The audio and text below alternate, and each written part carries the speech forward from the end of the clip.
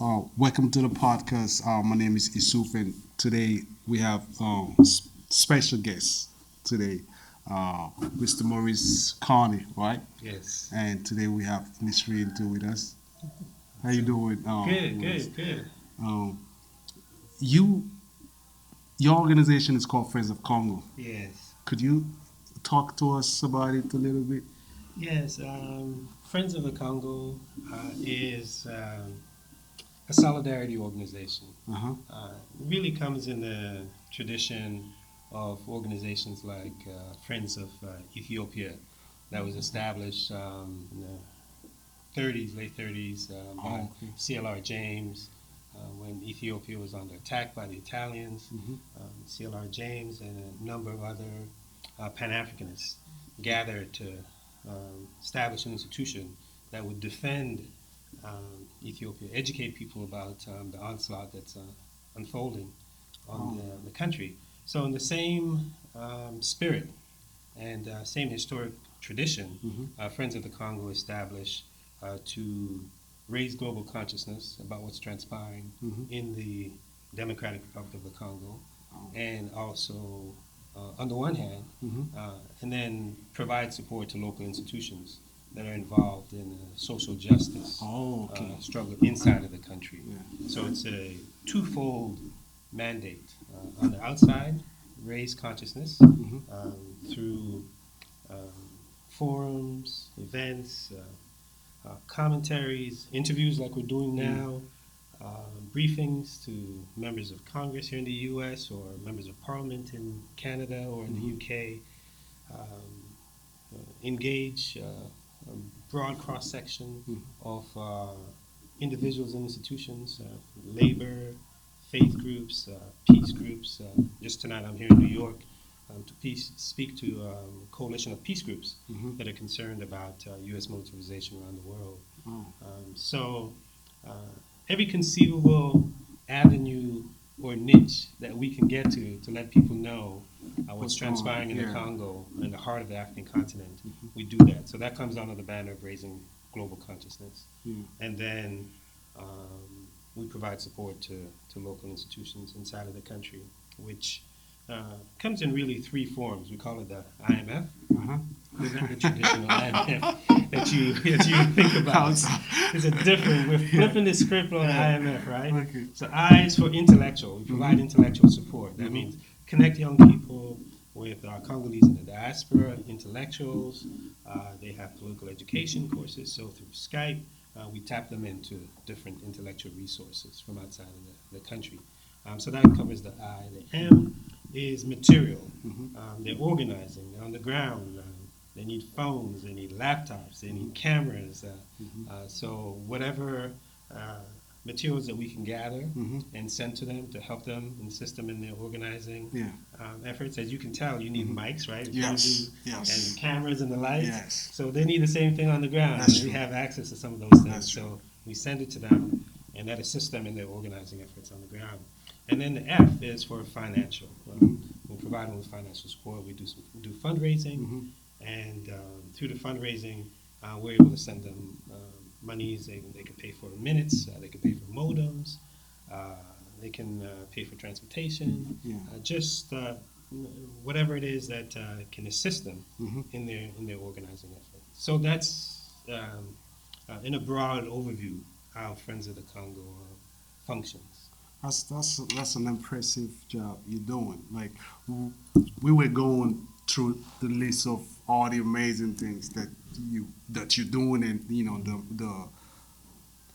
the path that like you took, and even the jobs that you did, and you worked with the Reverend Jesse Jackson. Yeah, yeah, Yeah, yeah. and that's that's another that's another level of, like, because it's not just Africa. Like, it's so the cause is like larger than Right. It's a global Yeah. African family, you know. So, at least me personally, having grown up in the Caribbean, was Mhm. born in Jamaica. Oh, okay. So, people are often ask me, "You're Jamaican, what you're working on in Congo, right?" Yeah.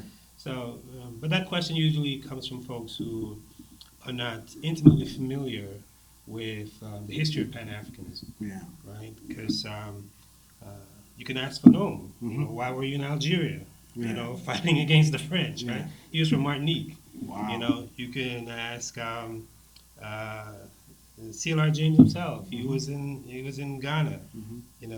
There are a number of figures. Yeah. Kwame Ture wound Mm-hmm. up in Guinea, from Trinidad. Walter Rodney from Guyana. Not only was he in Guyana, but he was in Jamaica and Mm-hmm. taught in Tanzania. Right. His probably most famous work is on Africa, how Europe wanted to develop Africa. Mm-hmm. George Padmore, Yeah. right? George Padmore is another Trinidadian. Mm-hmm. He was a central figure in the 1945 Pan Mm-hmm. African Congress in Manchester, Mm-hmm. and then played a seminal role with Kwame Nkrumah. He was the main point person on the 1958 All African Peoples Conference. So there's a rich tradition, Mm-hmm. not only from the Caribbean, but from Africans abroad engaging with Africans at home Yeah. in order to advance and elevate the condition of people of African ancestry. So it's that tradition that I see myself personally coming in. So working in the Congo is with Congolese in particular, but not solely and strictly, is really nothing new. Mm-hmm. And in the Pan-African tradition Mm-hmm. is not something that's unusual. Mm-hmm. It's actually quite common. Yeah. But are you able to like go to Congo and link up with? Yes, I'm able to go, at least until recently. It's been kind of tough of late. Mm-hmm. Able to go and link up. I really would like to spend more time with the youth on the ground. Uh-huh. But what I do is not left up to me alone. I'm at service for the movement, and if at this time they believe that it's best for me to be outside mobilizing support and leveraging all the resources that the empire has to offer. Even though we're catching hell in the empire, black folks, people of African ancestry still have some access. And so if we're able to leverage the access, the resources and the networks that we have in the empire and bring that to bear upon the movements on the ground, then that's the role that I'll play,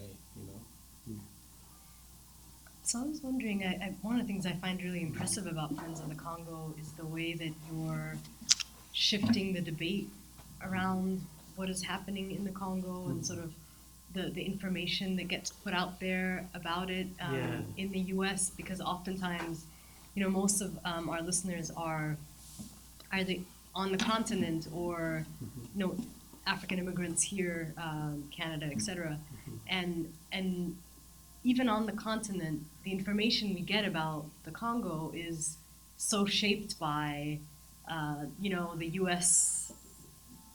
agenda, if you will, right, on the continent. And so I wanted to ask you if you could break down sort of, in simple terms, what do you want people, listeners who are in Africa, to know about what's currently happening in the Congo? And then maybe later we can talk a little bit about what are some things that, people on the continent can do to support. Sure. Yeah, thanks for that question. The narrative, right, is critical. It's a huge battlefield telling the story, right? So first and foremost, what Friends of Congo does is provide a platform and a space for the story and stories to be told by Congolese, first and foremost. Yeah. Our spokesperson is Congolese, Kambali Musavuli. So we, that's the first thing, making sure that there's a platform, because when it comes for Africans telling their stories, whether it's Africans at home or abroad, it's usually a challenge. Other folks are usually telling the stories. So we've created a space where Africans can tell a story. I think we had the United Nations had published a report in 2010. It's called UN Mapping Exercise Report on the atrocities that are committed in the Congo.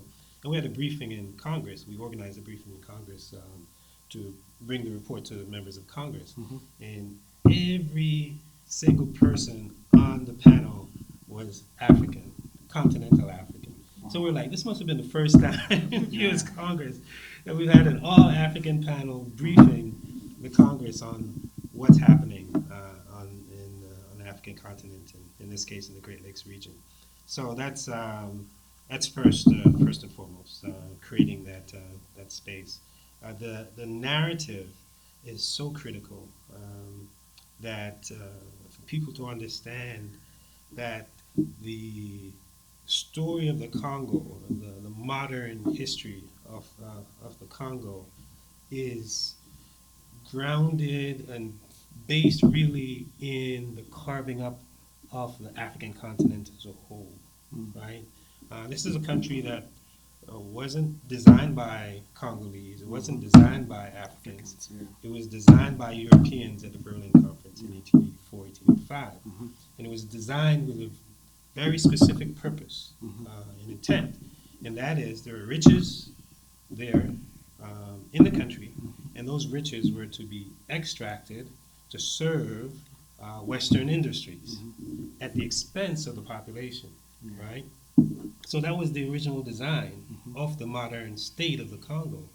And in that original design, it was a genocidal undertaking.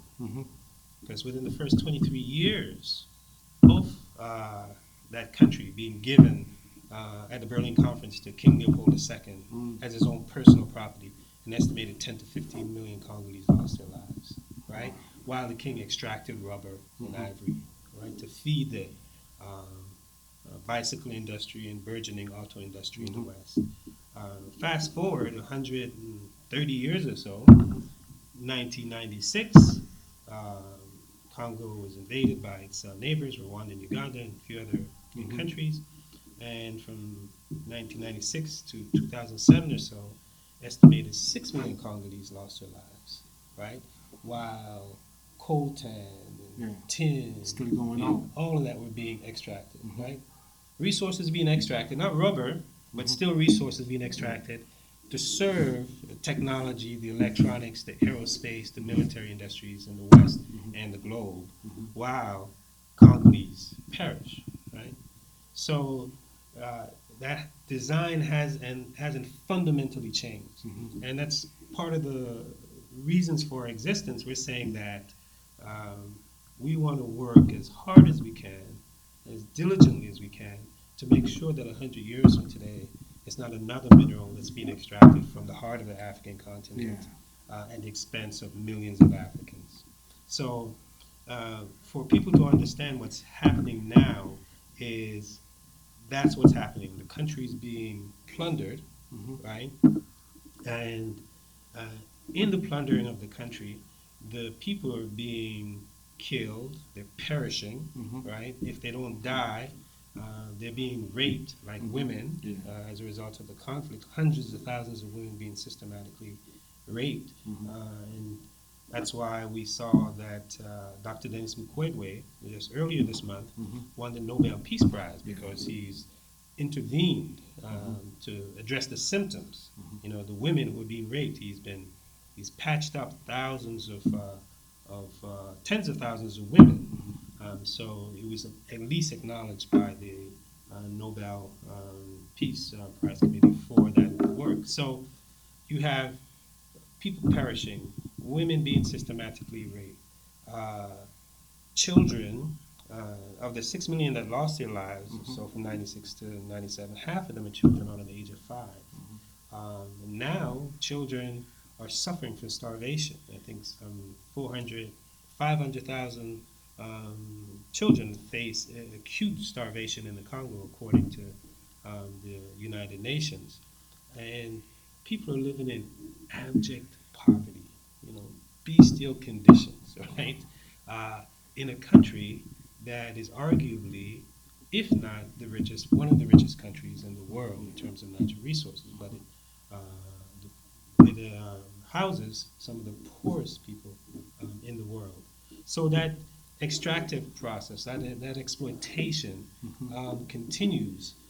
What's different today, there are a few things that are different. One is you have these comprador elites. These are elites basically that serve the interests of foreign finance capital, multinational corporations who are presiding over the looting of the Congo, a small clique that's backed up by foreign governments, then they benefit personally, and their job is basically to keep the population in check. To use the military to suppress the population that's demanding the basics, Yeah. right? Education, clean water, jobs, right? Healthcare, electricity, just basic stuff that we experience here and it's normal for us, right? For people living in the Congo, it's you wake up in the morning, and the primary concern for the overwhelming majority of people is, what am I going to eat today? How do I survive? Yeah. Right? In a land of plenty. So that's those are the structural impediments that the Congolese people face, and in one of the roles that we play is in telling that story, providing a platform for that story to be told by Congolese themselves. So where we have things today in the country is not dissimilar from a number of other countries. We have a leader that was initially imposed on the Congolese people. His name is Joseph Kabila. He's been in the leadership since 2001. He, quote unquote, won elections in 2006 and again in 2011. And according to Congo's constitution, you're only allowed to serve 2 5-year terms. His second 5-year term ended in December of 2016, but he decided he wanted to stay, right? So he's been in power 2 years beyond his constitutional mandate, and as a result of tremendous sacrifice from the Congolese people, losing a number of the youth in resisting this attempt by Kabila to perpetuate his stay in power. Finally, in August of this year, he said that he was going to step aside and give another person a chance. He chose a successor. However, he's still very much in control, because even his successor that he has chosen is still part of that. Before even choosing the successor, he established a coalition where he was the